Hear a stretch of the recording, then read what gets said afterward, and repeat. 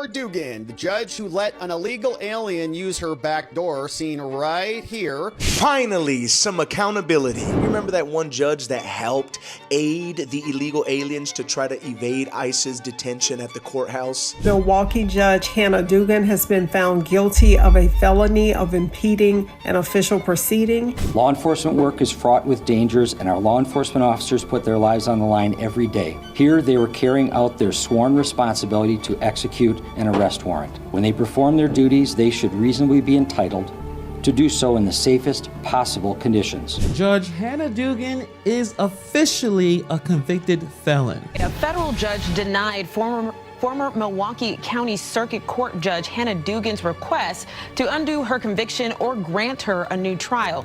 In December, a jury found her guilty of obstructing an immigration arrest outside her courtroom. Former Milwaukee County Judge Hannah Dugan just got the worst news in her legal life.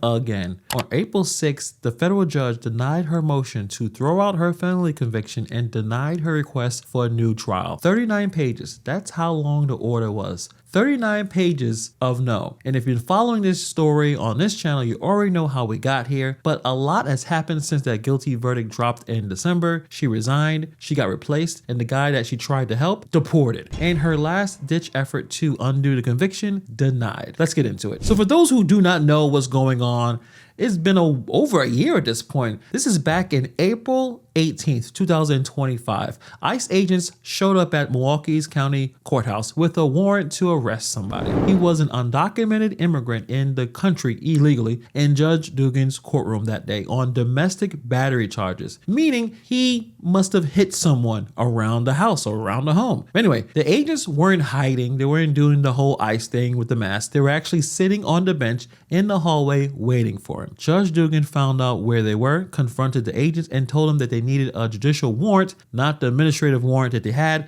and directed him to go to the Chief Justice office. And while they were gone, she walked this guy and his attorney out the private jury door, a non-public exit. Agents spot him on the corridor, follow him outside, and arrested him after a foot chase through the streets. On December 18th, 2025, a federal jury found her guilty of felony obstruction, not guilty on the misdemeanor concealment charge. Split verdict, but a felony and a big one stuck. So that's where we left off. Now let's talk about what happened next, because it happened really fast. 2 weeks after the conviction on January 3rd, 2026, Hannah Dugan resigned. She sent a letter to Governor Tony Evers saying that she was stepping down with a heavy heart. She framed it as protecting the judiciary and said that the Milwaukee County deserves to start the year with a judge on the bench, rather have the whole thing turn into a partisan fight in the state legislature. And that's the key part, because Republicans were not playing around. The GOP majority had already been making plans to impeach her. The Wisconsin Constitution is clear. If you are convicted of a felony in the United States court, you cannot hold any office of trust, profit, or honor in the state unless you're pardoned. And it's highly unlikely that Trump is going to give her a pardon at this point. So she had to quit before they could remove her.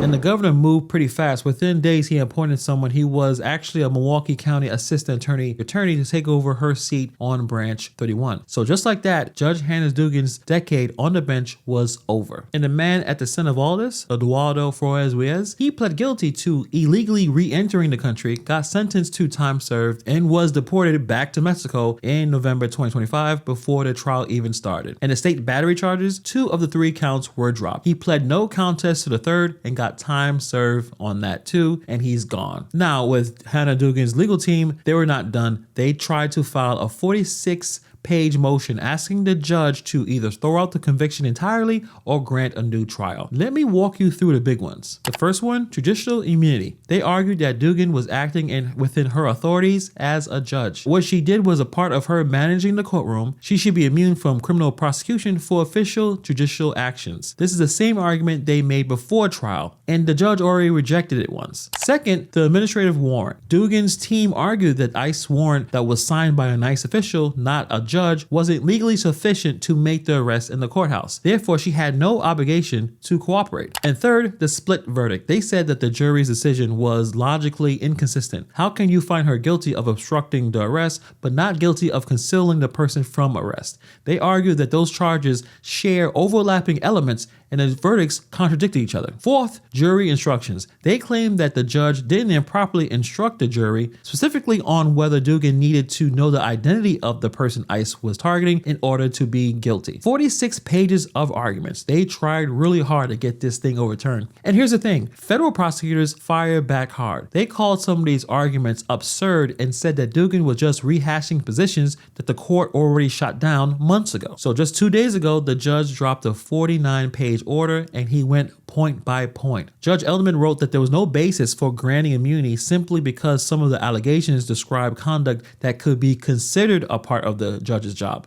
Because helping someone evade the law is not a part of the judge's job. The warrant argument, the judge pointed out that no courthouse policy forbade ICE from making civil arrests in public areas of Milwaukee County Courthouse on April 18th. Chief Judge Carl Ashley himself testified during the trial that based on his understanding, ICE could carry out immigration arrests in the courthouse hallways. There was no policy protecting what Dugan did. The split verdict, the judge addressed it, but ultimately said that the juries weighed the evidence and the charges separately, which is exactly what they're supposed to do. Different elements, different standards, different outcomes. And the jury instructions, he wrote that Dugan's team was cherry picking individual instructions instead of looking at the instructions as a whole. He said that his response to the jury's questions was not wrong. But here's the part that really matters, and this is the receipt that keeps coming back. The judge highlighted Dugan's own words, her statement that she would take the heat for her actions, that her comment that she was going to be in the doghouse with Carl, referring to Chief Judge Carl Ashley for trying to help that guy. Those are her words, not the prosecution's, not the agent's, hers. So the judge wrote all that, and the judge wrote that those statements suggest that she knew her actions were not on the behalf of the court. She knew that she was crossing the line. That's not confusion. That's not routine procedures. That is a consciousness of guilt.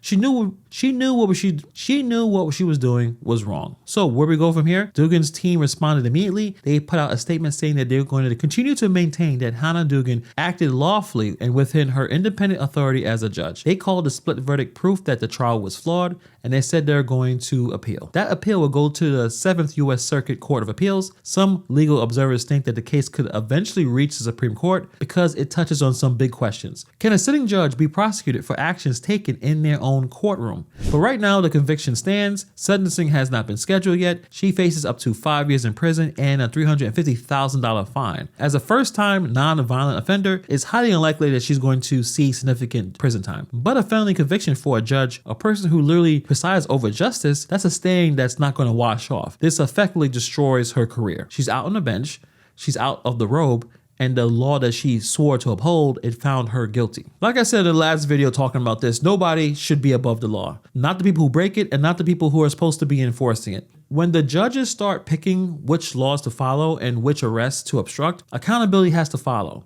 That's not politics. That's a system working. So we'll continue to follow this and see where it goes. Maybe it'll go to the 7th Circuit. Maybe it'll go to the Supreme Court. Let's see what actually happens. Will she actually get some prison time for this? Let me know in the comments below your thoughts. Thank you for taking time to watch this video, and I'll see you guys in the next video.